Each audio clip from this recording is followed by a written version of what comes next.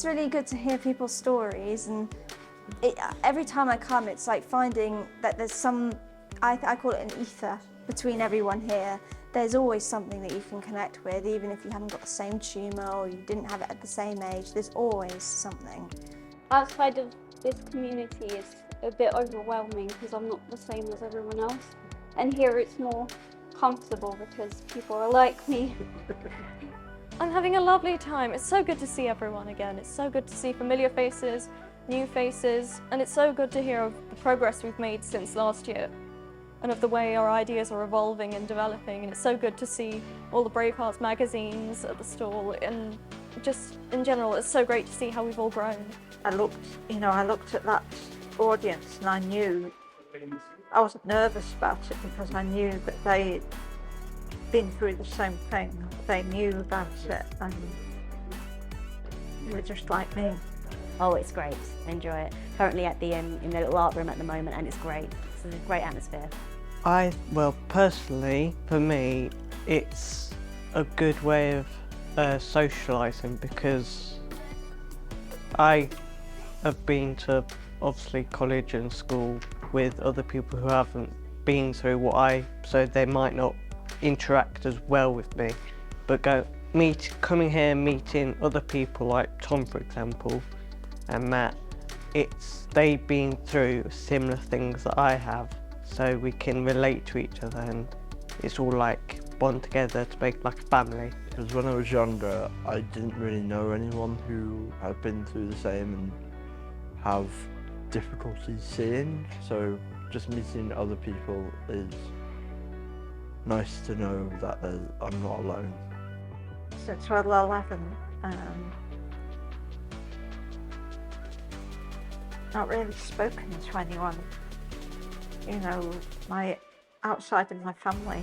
Not only so a community like this is incredible now, but I remember distinctly the only time when I was in hospital, I had no idea what was wrong with me.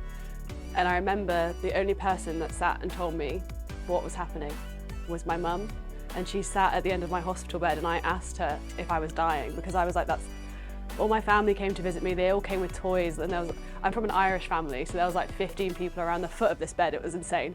And they all came with toys, and I was like, you know what, maybe this hospital thing isn't that bad. And then after and then like half an hour or so later, I was like, no, the only reason why I'm getting all this attention, like I must be dying, there must be something horrifically wrong.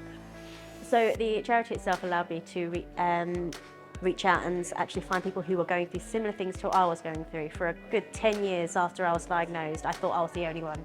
And I was told that I was probably one of the only ones because there are only like 20 a year diagnosed. But actually, this charity has allowed me to reach out and find people similar to my age going through the same thing. I've got a massive network, it's really great. Since joining the charity, some of us have got together, we've written a book showing what we've all gone through, and that it doesn't just stop after the operations, after the initial treatment, it carries on, yeah. It can be life-changing, if I had known certain things, if I had help with certain things when I was younger, especially from teenager onwards, my life would be so much easier now. You get dropped out of the system, not harshly, but it just happens, I was being treated as a teenager in UCLH in the Macmillan Centre, and then suddenly I wasn't, and I was like, well, who do I go to now if I've got questions? And it's really hard, we're lucky to have success. Some people don't have success.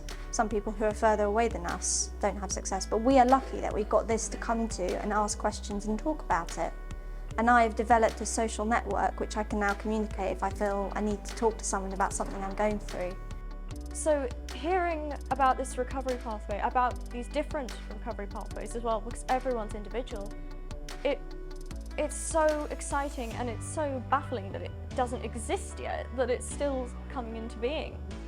All of the ideas that success has are amazing and they need to be implemented. Oh, in the long run, it would save so much. We wouldn't have nearly as much late effects that we'd have now. A lot of my friends, peers here at the charity, had their late effects, a lot of them because of tumours pressing on critical parts of the brain. If they hadn't got that big and hadn't needed like urgent care, then it wouldn't possibly, could have got quite earlier, wouldn't have had those, maybe, you know. So it would save a lot of that in the future, yeah. Well, you don't call us brain tumour conquerors or something.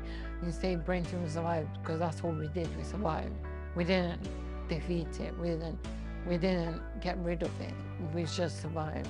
I think it's more to let other survivors know that there is support there and like you should get it earlier on. I always ended up playing catch up because I wasn't supported in primary school.